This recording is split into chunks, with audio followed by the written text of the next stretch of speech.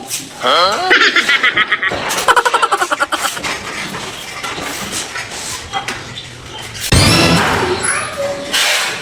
kung saan na yung pinapagawa ko yan? Ayos ba? Okay naman po. Oh! Napakasipag pa naman pala. Yan ang gusto ko. Kahit walang bantay sigurado nagtatrabaho. Opo, kailangan mo kasi yun. May tiwala sa iyo yung nagpapagawa. Kahit wala kayo.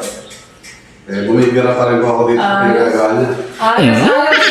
Ayos oh. Ano oras na ba? Maaga pa ba na? Hindi po. Kailangan alas 5 ang ahon. Hindi, marami ka naman nagawa. Bonus mo na yun. Maka na. Sige po, thank you po. Dami mo na nagawa. Galing na. Ayos. Sa susunod na ikaw ulit ang kukuha nito. Nasipag na itong tao na ito pala. Anak ka ng